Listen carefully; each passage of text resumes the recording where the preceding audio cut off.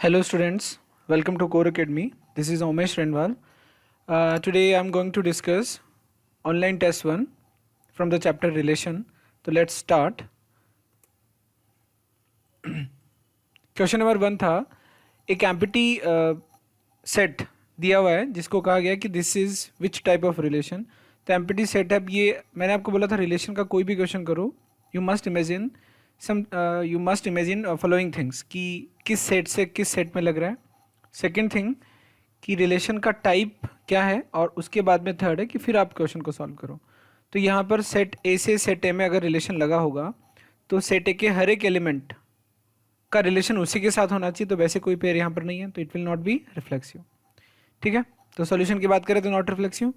अब सिमेट्रिक की बात करते हैं. तो सिमेट्रिक में इफ़ ए कोमा बी, क्या बोलते हैं सिमेट्रिक में, for every A comma B, अगर ए कोमा बी रिलेशन में है. अब ए कोमा बी टाइप का कोई पेयर रिलेशन में है ही नहीं तो हम क्या बोलेंगे, इसको सिमेट्रिक मानेंगे. क्योंकि ए कोमा बी टाइप का पेयर होगा तो सिमेट्रिक चेक कर पाएंगे, नहीं होगा तो नहीं होगा. वैसे भी जब मैंने आपको थ्योरी में वीडियोस में जब पढ़ाया था तब ये कहा था कि अगर ए कोमा बी एब्सेंट है तो वो अपने आप सिमेट्रिक हो जाएगा. अब इक्विवेलेंस तो हो नहीं सकता. क्यों नहीं हो सकता? क्योंकि रिफ्लेक्सिव नहीं है. और पार्शियल ऑर्डर भी नहीं है क्योंकि पार्शियल ऑर्डर में रिफ्लेक्सिव होना जरूरी. तो आंसर क्या हो जाएगा? ठीक है, तो आंसर हो जाएगा सिमेट्रिक रिलेशन. क्वेश्चन नंबर 2 है, ये कोई रिलेशन आपको दिया हुआ है, be a relation defined on set A. Set A में 1 2 3 है. इमेजिन कर लो set A. Then minimum number of pairs which must be added to R to make it reflexive. अब अगर हमें ए में रिलेशन डिफाइंड जो है उसको रिफ्लेक्सिव बनाना है तो 1 1 2 2 3 3 मस्ट बी देयर. तो सॉल्यूशन की बात करें तो सिंस आर ये ऑलरेडी दिया हुआ है, since the relation is reflexive on A, yeah, we wants to make it reflexive on A, then 1 1 2 2 1 1, each and every element of set A must be related to itself. 1 1 2 2 3 3 must be in the R. So answer is, अब हमें ये सब element इसमें नहीं है तो 1 1 2 2 3 3 इसमें add करना पड़ेगा. जैसे ये ऐड हुए, अब बाकी एलिमेंट्स हो या ना हो तो इन दो का तो अपन कुछ कर नहीं सकते, तो ऑलरेडी थे. लेकिन हमें इसको रिफ्लेक्सिव बनाने के लिए 1 1 2 2 और 3 3 डालना ही था. तो आंसर हो गया 3 एलिमेंट्स में और ज़्यादा इसमें ऐड करने पड़ेंगे. क्वेश्चन नंबर 3, एक रिलेशन गिवन है आपको, एस बी गिवन है और एस ओ आर पूछा है, कंपोजिशन है. इस एस ओ आर के कंपोजिशन में पहले कौन काम करेगा? आर काम करेगा. तो आर 1, तो S O R will take domain of R first, क्योंकि एस ओ आर में आर विल बी इफेक्टिव या R will work first, then R will be applied on 1, then it will be 2. तो R 1 आ जाएगा 2. अब are 1 जब 2 आएगा तो वो एस में जाएगा. तो एस 2 कैसे काम करता है? एक तो एस 2 2 भी देता है बस. तो यानी कि आर में डाला 1 फिर आया 2, आर में डाला 1 फिर आया 2, 2 गया एस में, फिर एस ने 2 के बदले में क्या दिया? 2. तो इसका मतलब ये हो गया 1 2 will be in the S O R. In the same way हम देखते हैं R2, क्योंकि अब ये इस पर काम करेगा. तो R2 पर ये क्या क्या देता है पहले इसमें देख लो. R2 में सिर्फ और सिर्फ 4 देगा. 4 जब एस में जाएगा तो क्या मिलेगा? देखो 4 जब एस में जाएगा तो कुछ नहीं मिलेगा, यानी कि बच्चों no pair for S O R. ठीक है, अब आर में गया 3, 3 से मिला 3 या 5. 3 या 5 जब इसमें जाता है, 3 जाएगा तो 5 देगा और 5 जाएगा तो 4 देगा. तो यानी कि आर में जब 3 डाला, देखो इसको कंफ्यूज मत हो ना, आप खुद रेफर करके भी सॉल्व कर सकते हो.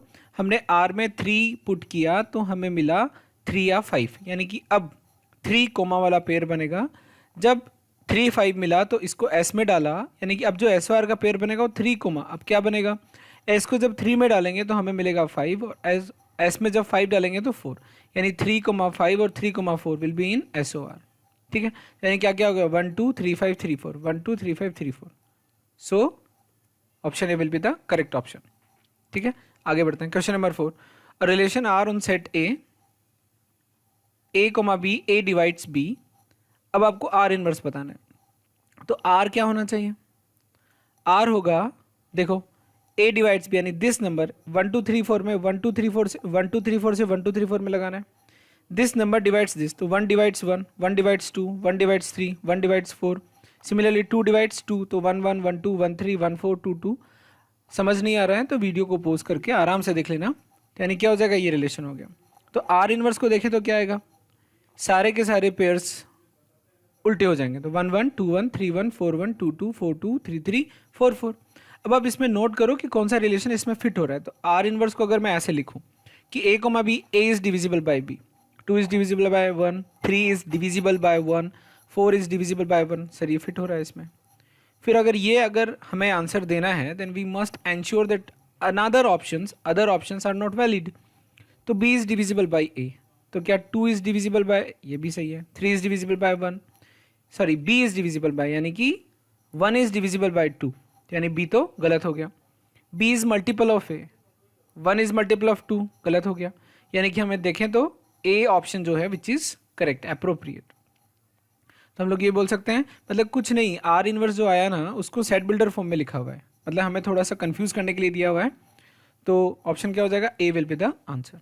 ठीक है, आगे बढ़ते हैं। Question number 5, how many different relations having 2 elements only.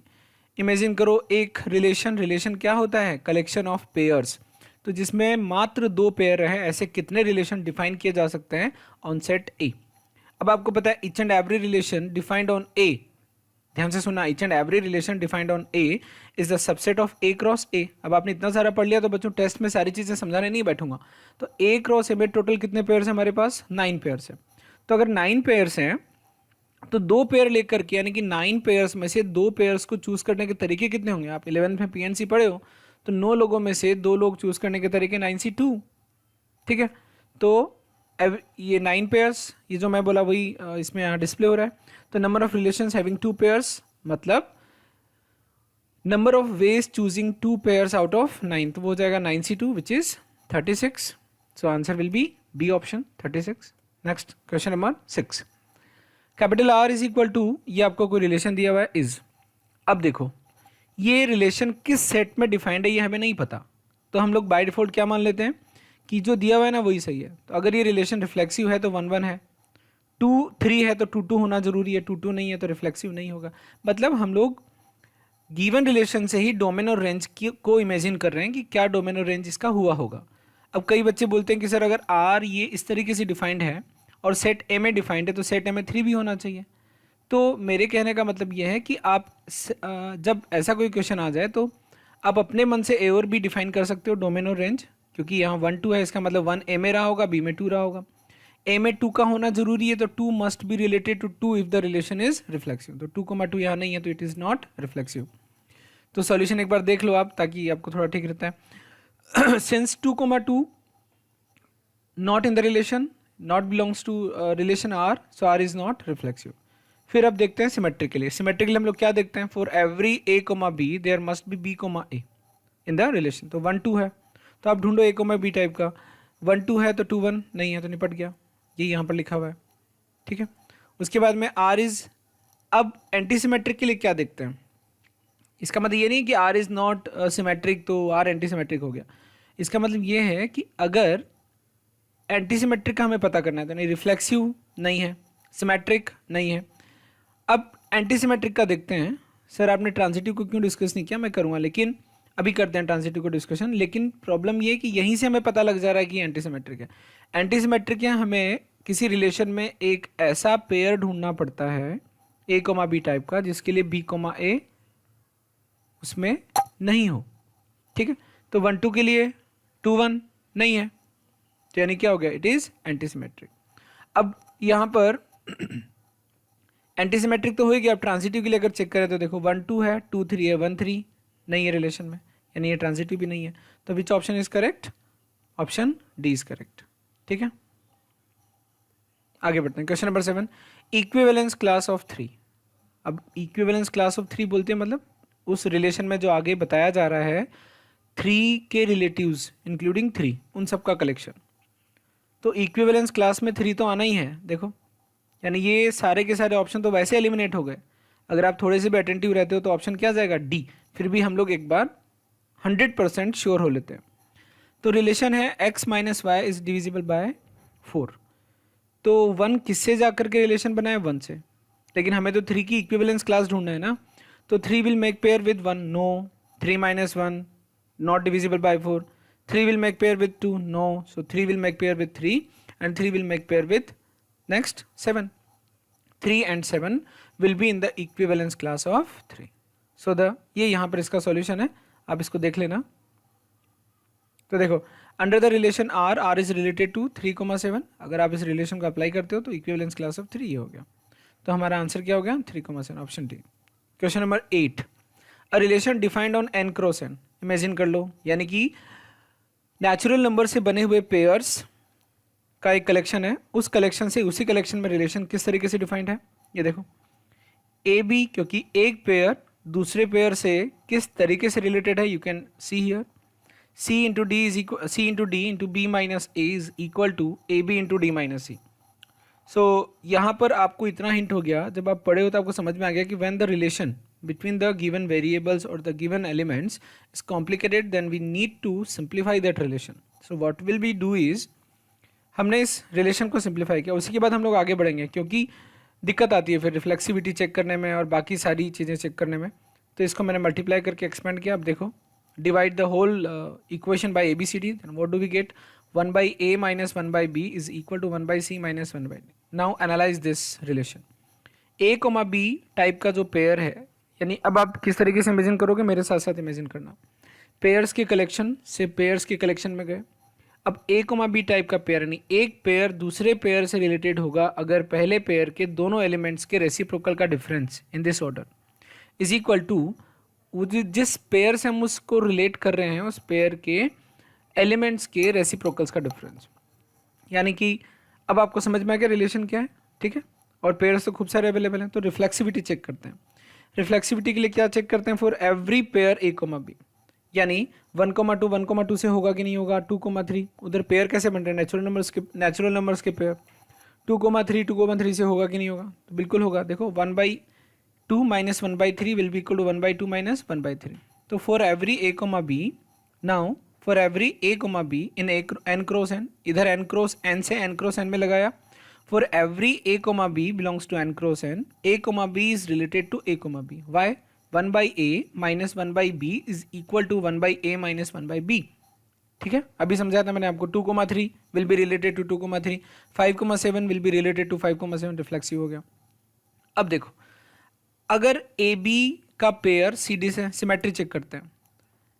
For every A B और सी डी, यानी कि अगर इधर का एक पेयर एन क्रॉस एन जो इधर था, इसका एक पेयर इसके एक पेयर से रिलेटेड है, तो ये वाला पेयर इस वाले पेयर से रिलेटेड है कि नहीं, ठीक है, अंडर द सेम रिलेशन।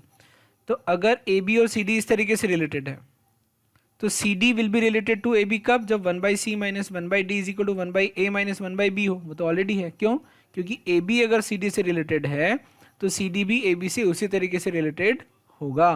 तो यानी कि क्या हो गया, ये सिमेट्रिक भी हो गया। अब ट्रांजिटिविटी देखते हैं। अब एक बार फील करो मेरे साथ, ट्रांजिटिविटी में क्या होता है, हम ये मान के चलते हैं कि a, b का पेयर c, d से है और c, d का पेयर e, f से है। तो ट्रांजिटिविटी चेक करने के लिए for every a, b related to c, d and c, d related to e, f, हमें क्या करना है, ये लाना है। तो इनके रिलेशन को यूज़ करके हमें लाना क्या है, a, b e, f से कब रिलेटेड होगा, जब 1 by a minus 1 by b will be equal to 1 by e minus 1 by f। And you know that कैसे, 1 by a minus 1 by b equal to 1 by c minus 1 by d, ठीक है। फिर comma 1 by c minus 1 by d under this 1 by c minus 1 by d is equal to 1 by e minus 1 by f। तो क्या आ गया, this will be equal to, आप इसको copy pen से सॉल्व करना हो जाएगा। तो यानी क्या हो गया, इस तरीके से A B will be related to E F, so relation is transitive. तो हमने क्या देखा, रिफ्लेक्सिव भी है, रिफ्लेक्सिव बट नॉट सिमेट्रिक गलत, रिफ्लेक्सिव बट नॉट ट्रांजिटिव गलत, इक्विवेलेंस। तो option C will be the answer.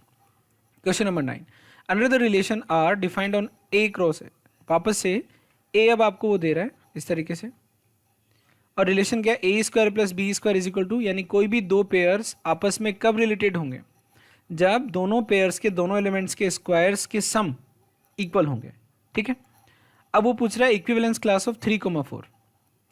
अब 0 1 2 3 4 5, इधर भी 25 पेयर, इधर भी 25, नहीं इधर टोटल 6 एलिमेंट है ना, तो 36 पेयर्स 36 पेयर्स। अब कौन से दो पेयर आपस में रिलेट होंगे, यानी इसका एक पेयर इसके एक पेयर से कब रिलेट होगा, जब ये वाली कंडीशन दी हुई है। तो देखो 3,4 की इक्विवेलेंस क्लास हमें बतानी है। तो 3,4 की इक्विवेलेंस क्लास का मतलब क्या, एलिमेंट्स या pairs related to 3,4 under the given relation. तो अगर मान लो 3,4 अब न जाने कितने पेयर से रिलेटेड है हमें क्या पता, और ऐसे एक एक ढूंढेंगे, क्योंकि देखो 36 पेयर बन रहे हैं, यानी ऐसे थोड़ी ना ढूंढने बैठेंगे कि 3,4 का 0,1 से रिलेशन है क्या, 0,2 से रिलेशन है क्या। तो हमने मान लिया कि 3,4 is related to x, y। इसका मतलब क्या हो गया, अगर ये दोनों रिलेटेड हैं तो 3² + 4² must be equal to x² + y² is equal to 25। तो हमें अब इसको सॉल्व करना है, यानी हर वो पेयर जिसके एलिमेंट्स के स्क्वायर का सम 25 आ जाएगा that will be in the equivalence class of 3 and 4, 3,4। तो हमें इसको सॉल्व करना है। तो जब आप इसको सॉल्व करोगे तो देखो क्या क्या आ जाएगा, x को जब 0 रखूंगा तो ये 5 हो जाएगा, तो 0,5 और 5,0, ठीक है। और x और y यहीं से उठाना है, तो एक तो 0, 5 और 5 0 मिल गया। अगर x को 1 रखूँ, x को 1 रखा तो y क्या आएगा 24 √24, इसका कोई एलिमेंट नहीं आएगा। 3 से 4 तो 3 4 4 3 ये भी आ जाएगा। फिर 4 से हो गया 4 3 आ जाएगा, 5 से 5 0 आ जाएगा, यानी क्या आया 0 5 5 0 3 4 and 4 3। Hence the answer will be option C. Question number 10. A relation R defined on A is R equal to this.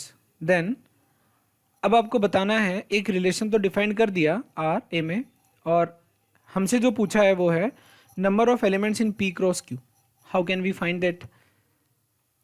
For finding number of elements in P cross Q, we need to know, we must know number of elements in P and Q. तो P क्या है, domain of relation, Q क्या है, range of R। तो जब आप इस relation को लगाओगे 1 2 3 4 से 1 2 3 4 में क्या होना चाहिए, इससे इसमें लगाना है तो इसका एक एलिमेंट इसके किसी एलिमेंट के दुगने से छोटा या बराबर होना चाहिए।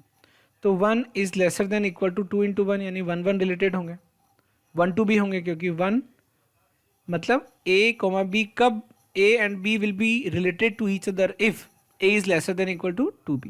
तो ये इसके दुगने से छोटा या उसके बराबर लिखा जा सकता है। 1 को 2 से भी रिलेट किया जा सकता है, 1 को 3 से भी किया जा सकता है, 1 को 4 से भी किया जा सकता है। तो डोमेन में 1 भी काम आ रहा है और रेंज में तो चारों एलिमेंट काम आ गए, तो यानी Q तो डिसाइड हो गया। अब 2 किससे रिलेट होगा, 2 लेसर देन इक्वल टू 2 × 2 4, यानी आपको पता लग गया कि हर एक एलिमेंट A 2a से तो छोटा होगा ही होगा या बराबर होगा या छोटा होगा। तो कहने का मतलब डोमेन क्या होता है, रिलेशन में सेट A जिस पर रिलेशन लगा है, तो सेट A के सारे एलिमेंट्स या वो सारे एलिमेंट्स जो रिलेशन में यूज़ हुए हैं, तो 1 2 3 सारे यूज़ हुए हैं। यानी कहने का मतलब अब देखते हैं, डोमेन तो क्या हो गया 1 2 3 4 और रेंज हो गया, P क्या था domain and Q is range. So P cross Q में number of elements 16। Question number, तो आंसर हो गया 16। क्वेश्चन नंबर 11,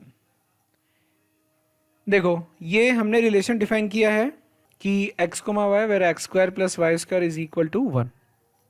तो and x, y belongs to R, यानी रियल नंबर्स पर रिलेशन लगा है, x और y रियल नंबर से उठाए, रियल नंबर से रियल नंबर में ऐसा रिलेशन। तो each and every real number is not related to itself under this relation. How can you say that 1² + 1² 1 थोड़ी ना होता है, तो 1 इज नॉट रिलेटेड टू 1, तो इट इज़ नॉट रिफ्लेक्सिव। तो यानी पहला वाला ऑप्शन तो निपट गया, रिफ्लेक्सिव नहीं होगा। सिमेट्रिक, अब आप देखो अगर x y से रिलेटेड है अंडर दिस रिलेशन, तो y x से कब रिलेटेड होगा, सर जब y² + x² 1 हो, तो ऐसा हमेशा होगा, तो इट इज़ सिमेट्रिक। यानी ऑप्शन बी तो कंफर्म आंसर हो गया। ट्रांजिटिविटी भी चेक करेंगे।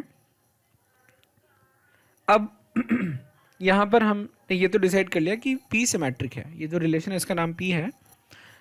अब अगर हम बात करें कि ट्रांजिटिविटी चेक करें, तो देखो x² + y², अगर x y रिलेशन में तो ऐसा होगा, y z रिलेशन में अब x² + z² 1 कैसे ला सकते हैं, तो हम लोग ये नहीं बोल सकते, यानी this whole thing does not show that x, z will be in that relation.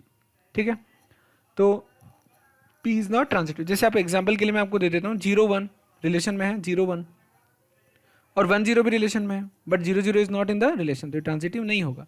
और एंटी सिमेट्रिक का तो सवाल पैदा होता ही नहीं, जब सिमेट्रिक हो गया तो एंटी सिमेट्रिक क्यों नहीं होगा। हालांकि सिमेट्रिक है तो कभी कभी रिलेशन एंटी सिमेट्रिक भी हो सकता है, लेकिन कब हो सकता था याद है तुम्हें, कौन सा केस था वो, 1 1 2 2 3 3 वाला केस था। ठीक है, तो ये सिमेट्रिक हो गया, तो ऑप्शन बी। और एक और चीज़, यहाँ अगर एंटी सिमेट्रिक का आपको प्रूफ चाहिए, तो एंटी सिमेट्रिक क्या बोलता है कि हमें कम से कम एक ऐसा पेयर ढूंढना है x, y टाइप का, जिसके लिए y, x मिल जाए।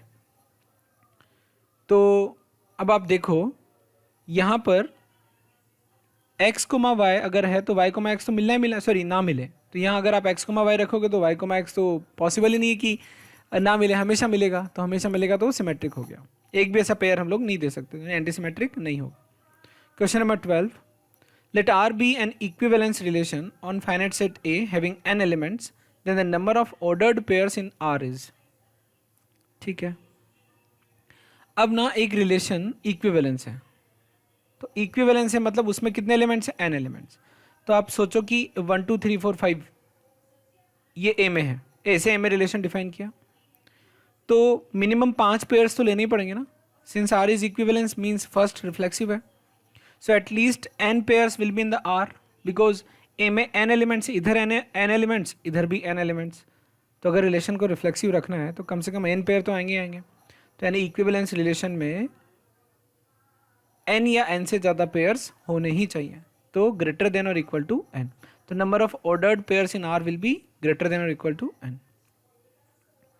Question number 13, for real numbers x and y we first write this is an irrational number.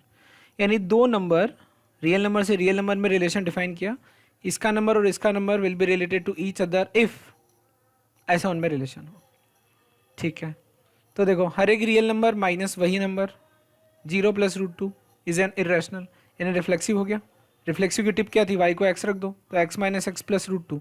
इसका मतलब for every x real x is related to itself, तो ये रिफ्लेक्सिव तो हो गया। ठीक है, आगे सिमेट्री चेक करते हैं, यानी रिफ्लेक्सिव हो गया, R is reflexive, option A तो होना ही है। लेकिन अब हमें यह भी बताना है कि सिमेट्री और ट्रांजिटिव, क्योंकि ये डिस्कशन है तो हमें हर चीज़ को डिस्कशन में लेना है, हर चीज़ को समझते हुए चलना है। तो अगर x - y + √2, यानी कि अगर x, y रिलेशन में है तो x - y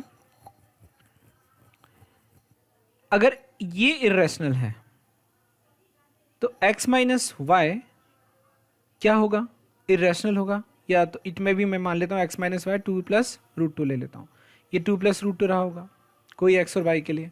तो y - x क्या हो जाएगा, क्योंकि अब हमें y और x के बीच में रिलेशनशिप चेक करनी है। तो y - x क्या हो जाएगा, -2 - √2। तो -2 - √2 + √2 करोगे तो √2 से √2 कट जाएगा और y - x रैशनल हो जाएगा। तो कहने का मतलब ये है कि अगर मैं, और भी कई सारे एग्जाम्पल है, देखो जब x और y ऐसे उठाऊं कि ये +√2 आए तब तो ये रिलेशन बना रहेगा, और y - x में देखूंगा तो -√2 + √2 क्या हो जाएगा, 0।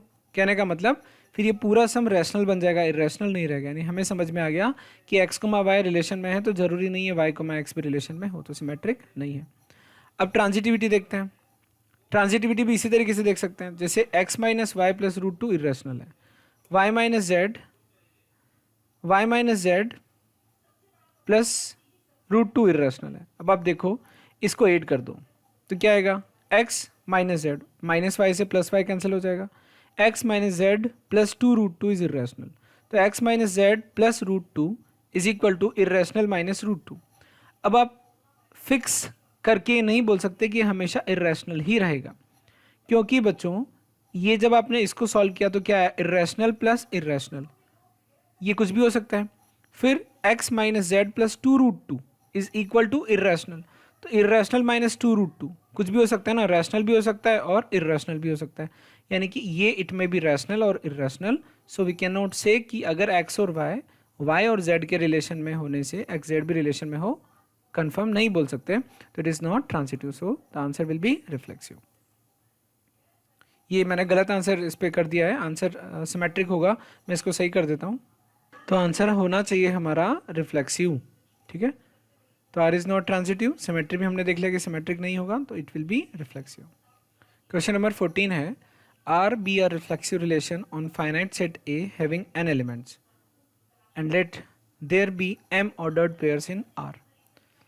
अब R एक रिफ्लेक्सिव रिलेशन है, A में n एलिमेंट्स हैं, इमेजिन करना n एलिमेंट्स हैं, n एलिमेंट्स में अगर रिफ्लेक्सिव रिलेशन बनाना है तो कम से कम n पेयर्स तो उस रिलेशन में होने ही चाहिए।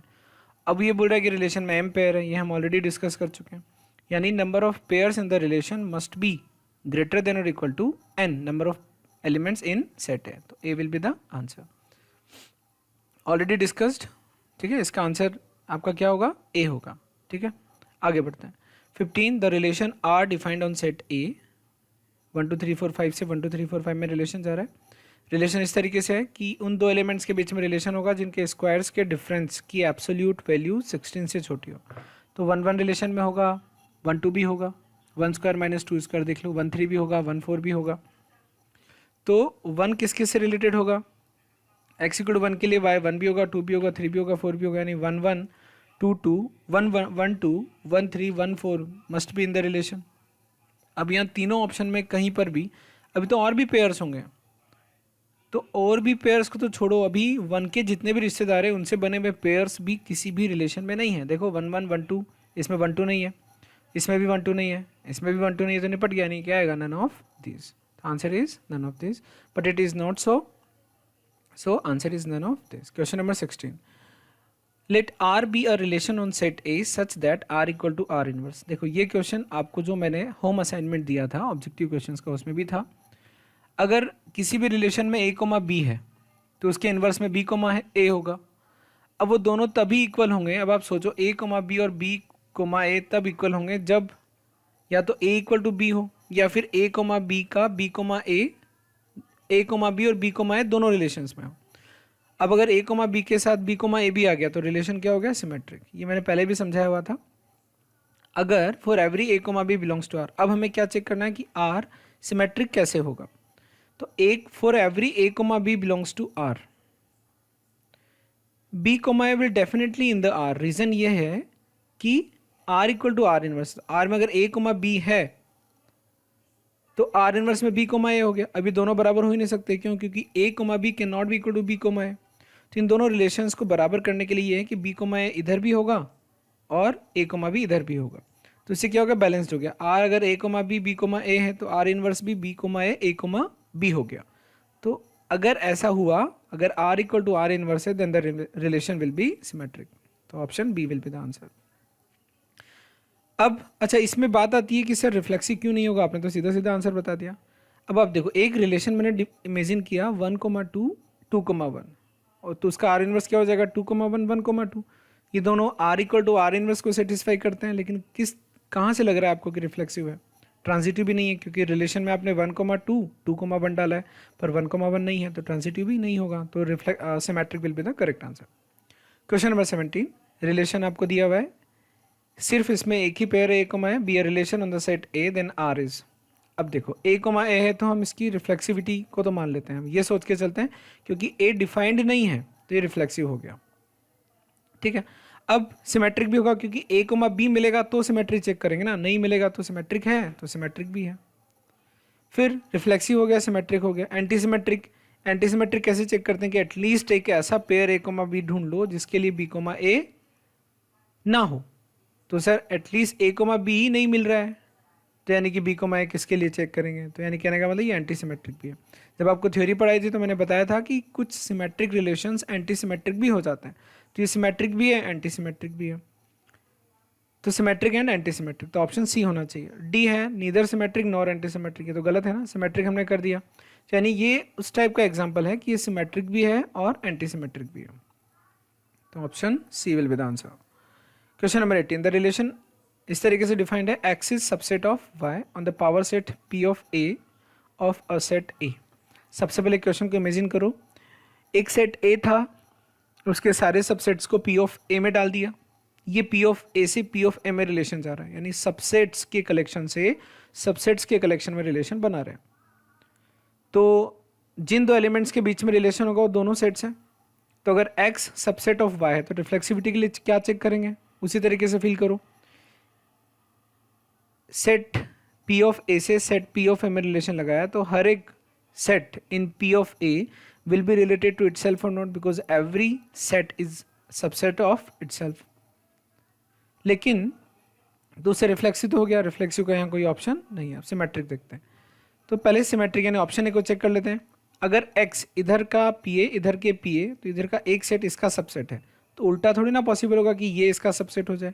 If x is subset of y then y may और may not be subset of x। जैसे मान लीजिए यहाँ है 1 2 3, इसमें है 1 2 3, इसमें 1 2 3 4, how can you say that कि y will be the subset of x, यानी सिमेट्रिक नहीं होगा। और एंटी सिमेट्रिक तो होगा, क्यों होगा एंटी सिमेट्रिक, इसलिए होगा कि सर सिमेट्रिक नहीं है और हम एक ऐसा पेयर ढूंढ सकते हैं, जैसे एक सेट ले 1 2 3, it will be related to 1 2 3 4, ठीक है। तो हमने एक पेयर ऐसा ढूंढ लिया जिसके लिए बी कोमा ए नहीं है। अगर एक्स कोमा वाई रिलेशन में है तो वाई कोमा एक्स नहीं है, बस एंटीसिमेट्रिक हो गया। एंटीसिमेट्रिक की शर्त ही यही है। फिर इक्विवेलेंसी रिलेशन कहाँ से होगा, जब रिफ्लेक्सिव नहीं है तो क्या हो गया आंसर, नन ऑफ दिस। अब आप बोलोगे सर कि यहाँ पर अगर हम बात करें तो ये मैं आपको सॉल्यूशन दे रहा हूँ कि now we can find at least one X comma Y in the relation for which Y comma X not in the relation, अभी बात की। So relation is antisymmetric, that's why the correct option will be antisymmetric. और equivalence क्यों नहीं होगा, because reflexive नहीं है। Question number 19, the relation R defined on set A is antisymmetric if. क्वेश्चन देखने कंफ्यूज करेगा आपको। The relation R defined on a set capital A is antisymmetric if A comma B अगर आर में है तो बी कोमा ए भी are में हो। कब, जबकि ऐसा नहीं होना चाहिए। कम से कम एक ऐसा पेयर हो, ये यहाँ बोल रहा है कि बी कोमा ए आर में हो। तो ये जो शर्त है किसकी है कि ए कोमा बी अगर आर में है तो बी कोमा ए भी आर में हो, तो इससे तो आर सिमेट्रिक होना चाहिए। तो ऐसा किसी भी ए कोमा बी के लिए नहीं होना चाहिए। अगर किसी एक के लिए भी हो गया तो रिलेशन क्या हो जाएगा, देखो अगर हम बात करें कि एक ए कोमा बी अगर आर में है, दिस इंप्लाइज बी कोमा ए भी आर में होगा, तो ये सिमेट्रिक की रिलेशन है। तो ये एंटीसिमेट्रिक कब होगा, जब किसी भी ऐसे पेयर के लिए ऐसा आर में ना हो। तो यानी ये रिलेशन किसी भी ए कोमा बी के लिए होल्ड ना करे। एवरी ए कोमा बी के लिए होल्ड करेगा तो रिलेशन सिमेट्रिक हो जाएगा। एटलीस्ट वन के लिए कर जाएगा तो वो यानी कि क्या हो गया कि ए कोमा बी टाइप की जितने भी पेयर से, तो एक के लिए तो बी कोमा ए मिल गया, बाकी सबके लिए नहीं मिला, तो सिमेट्रिक तो नहीं होगा ना। और एंटीसिमेट्रिक के लिए इतनी सी कंडीशन सफिशिएंट नहीं है। तो हम क्या बोलेंगे, एंटीसिमेट्रिक के लिए क्या होना चाहिए, कम से कम एक ऐसा ए कोमा बी मिल जाए जिसके लिए बी कोमा ए नहीं हो। और ये क्या बोल रहा है, इस वाली कंडीशन। तो ये वाली कंडीशन को कोई भी अगर ए कोमा बी सेटिस्फाई नहीं करता है, कोई भी ए कोमा बी सेटिस्फाई नहीं करता है, तो no A comma B belongs to R if A equal to B. अब मुझे पता है कि थोड़ा सा कन्फ्यूजन आपको हो सकता है, एंटीसिमेट्रिक हल्का सा परेशान करता ही है, लेकिन आप इस बात को ध्यान से समझो। एंटीसिमेट्रिक ये कहता है कि कोई भी एक ऐसा पेयर ढूंढ दो ए कोमा बी जिसके लिए बी कोमा ए सेट में नहीं हो, तो वो क्या हो जाएगा, एंटीसिमेट्रिक हो जाएगा। ठीक है, तो लेकिन वो ऑलरेडी बोल रहा है कि उस रिलेशन में ये प्रॉपर्टी कब होल्ड करेगी। जैसे मान लो 1,2 था, 1,2 के लिए 2,1 मिल जाएगा। तो अगर सभी की बात करें तो सिमेट्रिक बना देगा, एंटीसिमेट्रिक नहीं होगा। ठीक है, एटलीस्ट वन, जैसे मान लो 1,2 के आर में होने पर 2,1 भी आर में है, तो एटलीस्ट 1 के ऐसा होने पर हम कैसे बोल देंगे कि वो एंटीसिमेट्रिक हो गया। कंडीशन ये होनी चाहिए थी कि 1,2 अगर आर में है तो कम से कम 2,1 रिलेशन में ना हो। तो कोई भी ऐसा pair A comma B R में होने पर बी कोमा ए उसमें नहीं होना चाहिए। नो ए कोमा, किसी भी एक के लिए ऐसा नहीं होना चाहिए। तो क्या हो जाएगा, एंटीसिमेट्रिक बना देगा। तो क्या हो जाएगा, ए 1,2 के लिए 2,1 रिलेशन में नहीं होगा, मतलब एंटीसिमेट्रिक हो गया। ठीक है, तो आंसर क्या हो जाएगा, ये सॉल्यूशन आप देख लेना। तो C will be the correct option. Question number 20, in order that a relation R defined on non-empty set A is an equivalence relation, it is sufficient if R is, theoretical question है। कोई भी relation R defined on A will be equivalence if it is reflexive, it is symmetric and it is transitive. So possesses all the three properties. D will be the correct option.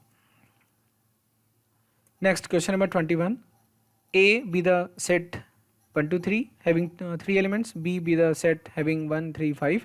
A relation R which is defined from A to B is defined by, इस तरीके से defined है, relation पूरा दे दिया। Then R inverse, simple है, theory based question है। 3 1 5 1 1 2 इसमें होगा, 3 1 5 1 1 2 इसमें होना चाहिए। तो option C will be the answer. 22 let R be the relation on the set R of all the real numbers defined by, तो दो एलिमेंट्स कब रिलेटेड होंगे, जब ये वाला रिलेशन अप्लाइड हो। ठीक है, तो रियल नंबर से रियल नंबर में हर एक रियल नंबर खुद से रिलेटेड होगा, क्योंकि a minus A 0 is always lesser than equal to 1। a minus B का मोड बोल दो या b माइनस ए का मोड बोल दो, तो a coma b will be related to, sorry a अगर b से रिलेटेड है तो b भी a से रिलेटेड होगा अंडर द सेम रिलेशन। ठीक है, तो रिफ्लेक्सिव हो गया, सिमेट्रिक भी हो गया, रिफ्लेक्सिव एंड सिमेट्रिक, तो आंसर ए तो हमें मिल गया। लेकिन अब सिमेट्रिक ओनली बोलना गलत है ना, क्योंकि रिफ्लेक्सिव भी है। ट्रांजिटिव अगर होता भी, हमें नहीं पता होगा कि नहीं होगा, ट्रांजिटिव ओनली बोल करके तो हम लोग ये बोल रहे हैं ना कि रिफ्लेक्सिव और सिमेट्रिक नहीं होगा, तो सी भी हट जाएगा। एंटीसिमेट्रिक ओनली, अब जो रिलेशन एंटीसिमेट्रिक अब यहाँ कन्फ्यूजन है कि एंटी सिमेट्रिक है कि नहीं, ओनली बोल रहा है तो रिफ्लेक्सिव बाकी सारी चीज़ें कहाँ गई, यानी कि डी ऑप्शन इसलिए नहीं लेंगे क्योंकि ओनली लगा हुआ है, तो तीनों ऑप्शन हट गए। अब बात करते हैं कि सर इसकी एक बार ट्रांजिटिविटी के बारे में विचार करते हैं। तो सॉल्यूशन देखो, रिफ्लेक्सिव एंड सिमेट्रिक तो है, मैंने भी समझाया आपको। अब ट्रांजिटिविटी चेक कर लेते हैं क्योंकि अच्छा क्वेश्चन है। तो मैं एक एग्जांपल ले रहा हूँ, मैंने लिया ए की जगह 3 और बी की जगह 2.5, तो 3 और 2.5 आपस में रिलेटेड है, फिर 2.5 और 1.5 आपस में रिलेटेड है क्योंकि सेटिस्फाई कर रहे हैं, लेकिन 3 और 1.5 आपस में रिलेटेड नहीं है क्योंकि 3 माइनस 1.5 के डिफरेंस का mod is not lesser than और equal to 1, that's why it is not transitive. So correct answer क्या हो जाएगा, reflexive and symmetric. Question number 23, a relation defined on P of A that is power set of A. देखो बच्चों क्या है ना, अभी मैं जब समझा रहा हूँ ना तो उतना मज़ा नहीं आ रहा है जितना आप सामने बैठे होते हो। तो रीज़न वही है कि आपके अगर डाउट्स हैं तो कमेंट बॉक्स में मेंशन कर देना, मैं आपको आंसर देने की कोशिश करूँगा। टेस्ट पेपर डिफिकल्ट नहीं था, कॉन्सेप्चुअल था। A relation defined on P of A that is power set of A, P of A में डिफाइंड है, यानी सेट्स के कलेक्शन से सेट्स के सबसेट्स के कलेक्शन से सबसेट्स के कलेक्शन में डिफाइंड है। किस तरीके से x माइनस वाई फाई होना चाहिए, तो देखो रिफ्लेक्सिव होगा, हर एक सेट माइनस वही सेट अगर करेंगे तो फाई आएगा। सिमेट्री नहीं आएगी, अगर x 1 2 3 है, y 1 2 3 4 है तो उल्टा फाई नहीं आ पाएगा, यानी कि y माइनस एक्स फाई नहीं होगा, दैट मीन्स सिमेट्रिक नहीं है, तो सिमेट्रिक ओनली गलत। रिफ्लेक्सिव है, ट्रांजिटिव, इक्विवेलेंस नहीं होगा क्योंकि सिमेट्रिक नहीं है। तो यानी कि अब इसी पर हमारा डाउट है, तो ट्रांजिटिविटी चेक कर लेते हैं। अब आप देखो x माइनस वाई अगर फाई है तो सॉल्यूशन आप देख लेना, आपके लिए है। तो देखो फॉर एवरी x, कोई भी एक p ऑफ a का मैंने x पकड़ा तो p of x minus X phi होगा, तो रिफ्लेक्सिव है। x माइनस वाई अगर फाई है तो y माइनस एक्स का फाई होना, this does not show that y minus X भी फाई होगा, so r is not symmetric. Transitivity check करते हैं। ट्रांजिटिविटी के लिए हम लोग क्या मान के चलते हैं कि x और y ऑलरेडी सेटिस्फाई कर रहे हैं रिलेशन को और y z भी कर रहे हैं, तो x माइनस वाई फाई है, y माइनस जेड फाई है।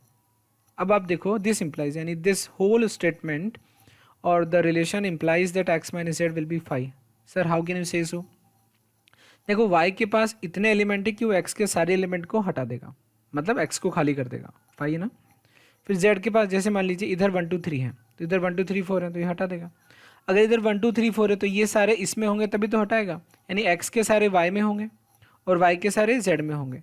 तो जब x के सारे y में और y के सारे z में, मतलब x के सारे z में हुए कि नहीं हुए, मेरी बात को सोचना। तो x माइनस जेड क्या हो गया, phi. That means x is related to z, so the relation is transitive. यानी क्या हो जाएगा, reflexive and transitive. Option B will be the answer. Question number 24 है, आर एक रिलेशन है on the set of natural numbers defined N R M, N is factor of M, यानी natural number से natural number में relation एक बार define कर लो। Relation का कोई भी क्वेश्चन करो, सेट ए से सेट बी, और रिलेशन क्या है ये समझना है। तो मैं क्या बोल सकता हूँ, 1 is factor of 1, 2 is factor of 2, 3 is, क्या चेक कर रहा हूँ मैं, रिफ्लेक्सिविटी चेक कर रहा हूँ। So every natural number is divisible by itself, या every natural number is a factor, n is a factor of n, n is a factor of n, this is always true for n belongs to a natural number. तो since every natural number is factor of itself, so R is reflexive. ये तो हो गया। अब symmetric check करते हैं। अब अगर 2 इज फैक्टर ऑफ 4, तभी तो 2,4 रिलेशन में है, तो 4 इज फैक्टर ऑफ 2 नहीं बोल सकते। फैक्टर मतलब अगर 2 4 का फैक्टर है, मतलब 2 की टेबल में 4 आता होगा, लेकिन 4 इज नॉट फैक्टर ऑफ 2, तो सिमेट्रिक नहीं होगा। एक एविडेंस हमने दे दिया। ट्रांजिटिविटी देखते हैं।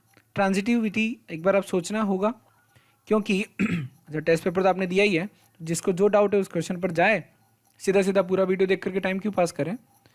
लेकिन किसी भी क्वेश्चन में जरा सी भी अगर आपको प्रॉब्लम है तो आपको देखना चाहिए क्वेश्चन को, आपका आंसर करेक्ट है तब भी देखना चाहिए अगर आप कॉन्फिडेंट नहीं है उसके सॉल्यूशन को लेकर के। अब यहाँ ट्रांजिटिविटी का एक एविडेंस देते हैं। तो मैं बोल रहा हूँ कि 2 का मल्टीपल है 4, या 2 फैक्टर है 4 का, तो 2 is factor of 4 and 4 is factor of 8, तो 2 इज फैक्टर ऑफ 8, यानी हमेशा ट्रांजिटिव आएगा। आप चेक करना, देखो a divides b, b divides c, क्योंकि अगर a is factor of b means a divides, ये स्मॉल है, a डिवाइड्स b, तो यानी a कोमा b रिलेशन में थे, b कोमा c रिलेशन में होंगे, b डिवाइड्स c, मतलब this statement shows a divides b, a की टेबल में b, b की टेबल में c, तो a की टेबल में c आना ही है, तो a will divide c, that means r is transitive. तो रिफ्लेक्सिव हो गया और ट्रांजिटिव हो गया। तो तो reflexive transitive but not symmetric, तो option D will be the correct answer. Question number 25, let are and S be the two non void relations. Non void relations मतलब एम्प्टी रिलेशंस नहीं है, आर और S दो relation है जो कि भरे हुए हैं। सेट ए में डिफाइन किए गए, which of the following statements is false. R और एस अगर ट्रांजिटिव है तो आर, इसमें आपको बताना है फॉल्स स्टेटमेंट कौन सा है, या ऐसे क्वेश्चंस पे ध्यान दिया करो। आप लोग क्या करते हो, ट्रू स्टेटमेंट को चूज कर लेते हो। आर और एस ट्रांजिटिव हैं तो आर यूनियन एस भी ट्रांजिटिव होगा। मान लीजिए मैं आर लेता हूँ, एक एग्जांपल, मुझे ये मान के चलना है कि ऑप्शन ए को क्रॉस चेक करना है, तो मैं आर को ट्रांजिटिव रख रहा हूँ। तो मैंने आर लिया 1 2, इट इज़ ट्रांजिटिव, क्योंकि ए बी है बी सी नहीं है तो ट्रांजिटिविटी पे कोई खतरा ही नहीं है। ए बी बी सी होता है तब ट्रांजिटिविटी चेक करते हैं। एस को ले लिया मैंने 2 2 1, देखो मैं जानबूझ करके ले रहा हूँ, ये भी ट्रांजिटिव ये ट्रांजिटिव। जब यूनियन करूँगा तो आर यूनियन एस क्या आएगा, अब ये ट्रांजिटिव नहीं है क्योंकि ए कोमा बी है, बी कोमा सी है, but A comma C 1 comma 1 उसमें नहीं है, तो ये ट्रांजिटिव नहीं होगा। ये डॉट नहीं है, कोमा है, तो ये पहला स्टेटमेंट ही फॉल्स हो गया। अब बच्चों क्या है ना, चूंकि टाइम की लिमिटेशन रहती है डिस्कशन में, मैं आपको एक छोटा सा टास्क दे रहा हूँ, तो आंसर तो क्या हो जाएगा, ए इज़ फॉल्स, तो ए विल बी द आंसर। बाकी को मैं डिस्कस नहीं कर रहा हूँ क्योंकि आपको मैं एक टास्क दे रहा हूँ, आपको क्या करना है, एनालाइज, रियलाइज, कॉन्टेम्पलेट। एनालाइज करें, रियलाइज करें, चिंतन करें किस चीज़ पर, कि एक सेट ए पर हमने दो रिलेशन डिफाइन किए अलग अलग, आर एंड एस, अलग अलग मतलब आर और एस जिनके नाम है। तो आपको ना रिफ्लेक्सिविटी, सिमेट्री और ट्रांजिटिविटी चेक करनी है किसकी, आर यूनियन एस की, आर माइनस एस की, क्वेश्चन को पढ़ लेना, आर इंटरसेक्शन एस की। If R and S are equivalence relations, R भी इक्विवेलेंस है, एस भी इक्विवेलेंस है, तो यानी आर और S defined on set A अगर रिफ्लेक्सिव हैं तो ये रिफ्लेक्सिव होगा कि नहीं होगा, ये होगा कि नहीं होगा, ये होगा कि नहीं होगा। फिर आप चेक करना कि अगर R union S, sorry R and S are equivalence, तो ये सिमेट्रिक हो गए दोनों। तो अगर दो सिमेट्रिक रिलेशंस का यूनियन करें तो क्या वो भी सिमेट्रिक हो गया कि, इस चीज़ पर आप विचार करना और मुझे कमेंट बॉक्स में जवाब देना। और अगर नहीं समझ में आए तो इसको छोड़ना मत, पूछना ज़रूर, लेकिन डायरेक्ट मत पूछ लेना, एटलीस्ट आपको 1 से 2 घंटा भी देना पड़े तो देना। बहुत मज़ेदार टॉपिक है, इंटरेस्टिंग टॉपिक है, मज़ा आएगा। क्वेश्चन आप अच्छे से समझना, आपको समझ आ जाएगा कि क्या पूछा जा रहा है। Question number 26, let our relation R be defined by this. Relation साफ साफ दिया हुआ है, R inverse o R composition, इसमें पहले कौन काम करेगा, आर काम करेगा।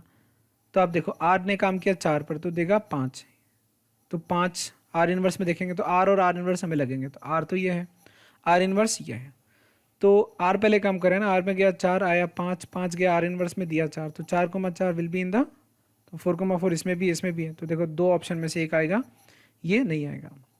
फिर आर में लगा 4, तो 4 से और कुछ आ रहा था क्या, 6, आर में जब 4 भेजा था तो 6 भी आया था, तो 6 आर इनवर्स में डाला तो क्या देगा 4, तो 4,4 ये भी, और 6 आर इनवर्स में डाला तो 4,7 भी आएगा। देखो आर में डाला 4 मिला 6, 6 डाला आर इनवर्स में मिला 7, तो 4,7 भी होना चाहिए। तो देखो इसमें 4,7 भी है, 4,4 भी है, इसमें 4,7 नहीं है तो ये हट गया। अब ए और डी में लड़ाई है, अगर ए कंपोजिशन पूरा नहीं देगा तो डी पे टिक कर देंगे। तो आप इस तरीके से कंपोजिशन करना, first R will work in this composition, first R will work in this composition, यानी ये जो आर है ये काम करेगा। तो R4 वाली कैलकुलेशन मैंने समझाई, ठीक है, इस तरीके से आप पता कर लेना। 1,1 भी होना चाहिए, R अगर 1 पर काम करेगा, R 1 पर काम करेगा तो 4 पर R इनवर्स काम करेगा, तो यानी 1,1 भी होना चाहिए। तो इस तरीके से सारे pairs will make R inverse OR, तो आप इसको चेक कर लेना। तो आंसर क्या आ जाएगा, 1,1 4,4, एक सेकेंड 4,7, ये मैंने आंसर गलत इस पर कर दिया है,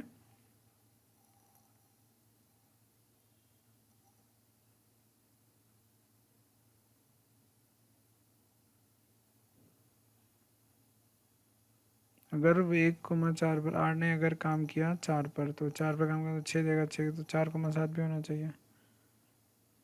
ठीक है भैया, पोज कर।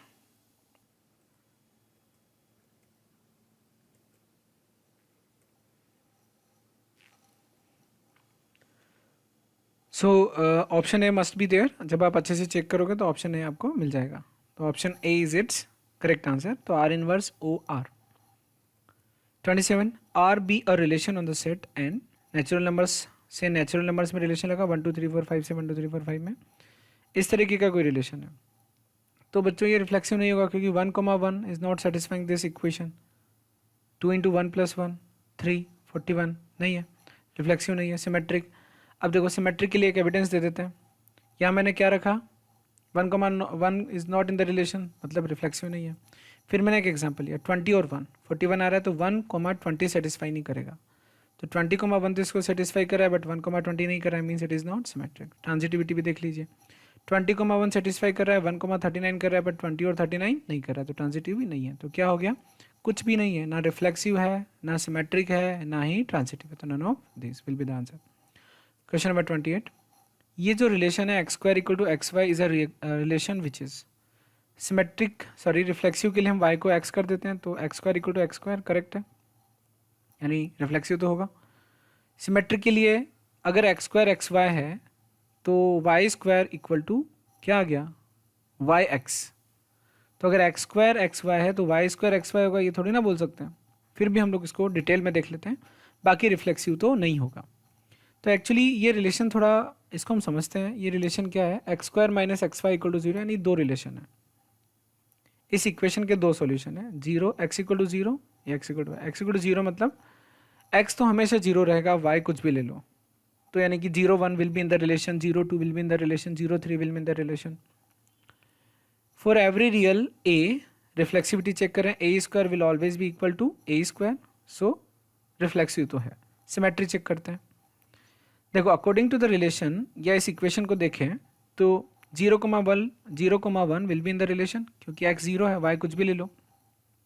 देखो ये वाला तो क्या देगा, किन पेयर्स को तैयार करेगा रिलेशन में, 1 1 2 2 3 3, तो ये सब तो इन्होंने तो रिफ्लेक्सिव कर दिया।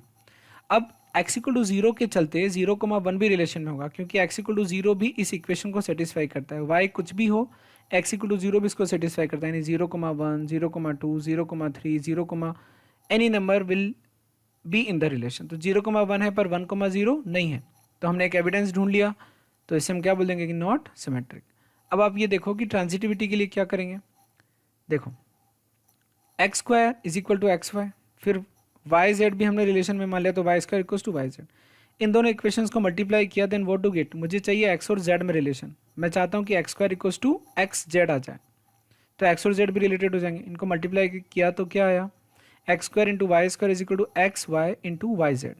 सो दिस y² से y² कैंसिल कर देते हैं, तो x² is equal to XZ। So under this relation we can say that, under means according to this solution we can say that कि अगर x, y रिलेशन में है, y, z रिलेशन में है, तो x, z भी relation में है, तो ट्रांजिटिव है। तो रिफ्लेक्सिव भी है, ट्रांजिटिव भी है, तो क्या होगा, आंसर बी भी होगा और सी भी होगा। ठीक है, आंसर की में इसमें करेक्शन हो जाएगा, तो यानी कहने का मतलब रिफ्लेक्सिव और ट्रांजिटिव दोनों आंसर होंगे। अगर एक ही आंसर है तो मैं अपडेट करवा दूंगा, आपका रीचेक हो जाएगा और री इवेल्युएट हो जाएगा। अच्छा, टेस्ट पेपर में जो भी आपको आंसर को लेकर के ऑब्जेक्शन है, आप कमेंट बॉक्स में या व्हाट्सएप, कोचिंग का जो व्हाट्सएप नंबर है उस पर हमें इन्फॉर्म कर सकते हैं कि सर इस वाले क्वेश्चन का आंसर गलत है, गलत चेक हुआ है, या हमें इसमें डाउट है। ठीक है, वैसे टेस्ट के पूरे सोल्यूशन आपके सामने है, तो कोई भी क्वेश्चन में अगर गड़बड़ हो तो आप हमें बता दीजिएगा। 29 रिलेशन दिया हुआ है, सेट एम है, देन रिलेशन आर इज। अब 1 2 3 4 से 1 2 3 4 में लगा है, रिफ्लेक्सिव होगा कब, जब 1 1 भी हो, 2 2 भी हो, तो नहीं है, तो रिफ्लेक्सिव तो नहीं है। अब सिमेट्री चेक करते हैं, तो 1 3 है तो 3 1 है, 4 2 है तो 2 4 भी है, 2 3 है तो 3 2 नहीं है, तो गया सिमेट्री, सिमेट्रिक नहीं है, तो not symmetric will be the answer. ठीक है, ट्रांजिटिविटी चेक कर लो, लेकिन बच्चों जब नॉट सिमेट्रिक मिल गया तो मैं ट्रांजिटिविटी क्यों चेक करूंगा, तो कहने का मतलब नॉट सिमेट्रिक, ट्रांजिटिव आप चेक करना। Question number 30, the number of reflexive relations of a set with 4 elements. तो 4 और 4 ए से ए में रिफ्लेक्सिव रिलेशन बनाने हैं, तो सर जो भी रिलेशन बनेंगे 16 पेयर्स में से कुछ पेयर्स को पकड़ करके बनेंगे, तो 4 पेयर्स तो पकड़ने ही पड़ेंगे, क्योंकि ए में 4, इस इधर भी 4, तो ए बी सी डी, अगर ये 4 एलिमेंट है तो ए, बी, बी, सी और डी तो रिलेशन में होना ही चाहिए, तो 4 तो चले गए। अब टोटल हमारे पास 16 पेयर्स में से 4 हमने ले लिया, बचे 12 पेयर्स। 12 पेयर्स में से अगर मैं कुछ भी ना लूँ तो 4 पेयर्स के रिलेशन, यानी कहने का मतलब ये मैं आपको पहले भी समझा चुका हूँ, तो total number of reflexive relations will be, देखो टोटल 16 पेयर्स हैं, 4 ऑलरेडी लिए जा चुके हैं, तो डिफ्रेक्टिव total number of different reflexive relations will be 12C0 plus 12C1। ये क्या है, अगर मैं रिलेशन में चारों ही पेयर्स रखूँ और बचे हुए 12 पेयर्स में से कुछ भी ना लूँ, तो एक ऐसा रिलेशन बना सकता हूँ। फिर अगला रिलेशन क्यों 4 पेयर्स तो आए गए, बचे हुए 12 में से सिर्फ एक पेयर लो, तो एक पेयर भी कितने तरीके से ले सकता हूँ, 12 में से कोई भी एक, तो 12C1। ये वो नंबर ऑफ रिलेशंस हैं, ये वो सारे के सारे रिफ्लेक्सिव रिलेशंस हैं जिनमें 5 पेयर्स बस हैं। 4 तो जो पहले ले चुके थे। 12C2 की बात करें, सर 4 तो ऑलरेडी लिए जा चुके हैं, बचे हुए 12 में से कौन से 2, तो कौन से 2 लेने के टोटल तरीके 12C2। तो ये उन सभी रिलेशंस का नंबर है जिनमें 6 पेयर्स हैं। 4 ऑलरेडी लिए जा चुके थे, 2 लेने के तरीके। इस तरीके से total number of different reflexive relations will B this. और ये एक ऐसा रिलेशन होगा जिसमें सारे के सारे 12 पेयर्स उठा लूंगा, 4 ऑलरेडी थे तो टोटल 16 पेयर्स का एक ही रिलेशन होगा, यानी एक क्रॉस ऐसे टोटल सारे के सारे पेयर उठा लिए, ऐसा एक रिलेशन होगा। तो 2 to the power 12 will be the answer. ठीक है, तो बच्चों ये था हमारा डिस्कशन। आई होप कि आपको समझ आया होगा। आपको इस तरीके से डिस्कशन लेने में ज़्यादा ठीक लगा या बोर्ड पर, क्योंकि क्या होता है बच्चों, बोर्ड पर पढ़ा करके जब मैं रिकॉर्ड करता हूँ ना तो फाइल की साइज़ ज़्यादा हो जाती है, तो मैंने सोचा कि ये डिस्कशन ऐसे लिया जा सकता है। दूसरी बात, मैं ये नहीं बोल रहा हूँ कि आपको पढ़ाने के लिए मुझे भी मेहनत करनी पड़ रही है। आप जो भी करें कॉन्शियसली करें। अगर आप टाइम पास कर रहे हैं तो आप उसको सोचें कि क्या टाइम पास करना आपके लिए वर्थ है, या आपको मेरे वीडियोस देखने पर समझ में नहीं आ रहे हैं या कोई दिक्कत है, इंटरेस्ट नहीं आ रहा है, तो वो शेयर करो, मुझे बोलो, आई विल नॉट माइंड, मुझे अच्छा लगेगा। आपको लगता है कि सर वीडियोस में ये कमी लग रही है, हमें इस वजह से इंटरेस्ट नहीं आ रहा है, तो I will entertain all those students who से लाइक दिस कि सर इंटरेस्ट नहीं आ रहा है, ये चीज़ होना चाहिए। मुझे अच्छा लगेगा क्योंकि बच्चों मैं आप लोगों के लिए पूरे लॉकडाउन में पूरा दिन भर मेहनत करता हूँ। इसका मतलब मैं शो ऑफ नहीं कर रहा हूँ, it is my duty. But the thing is कि आपको इस बात को समझना चाहिए कि अगर आप मेरे वीडियोस पर ही डिपेंडेंट होकर के पढ़ रहे हैं तो फिर बदले में उतना आउटपुट मिल नहीं रहा है। जैसे टेस्ट में अभी मार्क्स मैंने देखे नहीं है, मैं देखूंगा क्योंकि अभी कुछ करेक्शंस भी थे, तो मैं ये चाहता हूँ कि आप सीरियसली डाउट्स भी पूछें। देखो इन थोड़ा सा कन्वीनियंट नहीं है क्योंकि टाइप करना पड़ता है सारी चीज़ें, तो मैंने आपको सीधा सीधा बोला है फ़ोन कर दो, I am ready to talk to you every time, because मैं घर में ही रहता हूँ और फ़ोन घर में ही रखा हुआ है। और अगर आप फिजिक्स में डाउट है या किसी दूसरे सब्जेक्ट में डाउट है तो आप उस नंबर पे फ़ोन करेंगे तो आपकी कॉल को वहाँ पर फॉरवर्ड कर दिया जाएगा या कॉन्फ्रेंस में ले लिया जाएगा या आपको सर के नंबर दे दिए जाएंगे। But seriously the thing is कि आप पढ़ो और पढ़ने में जहाँ भी डाउट है आप वहाँ पूछो। तो ये तो ज्ञान की बात हो गई। दूसरी चीज़ मैं कहना चाह रहा था, टेस्ट पेपर में एक और बार फाइनली बता दूं, जो भी आंसर्स हैं उनको लेकर के जो भी डाउट्स हैं, जो क्योंकि आप लॉगिन करके देख सकते हो टेस्ट के पोर्टल पर कि कुछ आंसर्स अगर गलत हैं तो you can send your claims to the WhatsApp number, और कमेंट बॉक्स में भी आप बता सकते हो। फाइनल जो चेकिंग होगी वो इस डिस्कशन में जो आंसर्स हैं उनके अकॉर्डिंग होगी, और इस डिस्कशन में आपको कोई प्रॉब्लम है तो comment me in comment box.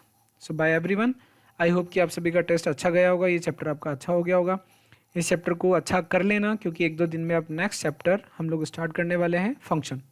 ठीक है, तो उस फंक्शन का इंट्रोडक्शन में जब फंक्शन स्टार्ट होगा तभी दूंगा। बट ये है कि चैप्टर 1 मेरी तरफ से पूरा हुआ, आप इसमें मेहनत करें, जो भी डाउट्स हैं वो पूछें। तो मैं आपको 2-3 दिन का समय दे रहा हूँ कि आप इस चैप्टर को पूरा निपटा लें, क्योंकि फिर हम 2-3 दिन बाद में, यानी आई थिंक ट्यूसडे को मैं आपको चैप्टर 2 स्टार्ट कर दूंगा, फंक्शन। चैप्टर 2 मतलब रिलेशन के बाद जो फंक्शन है। सो बाय एवरीवन।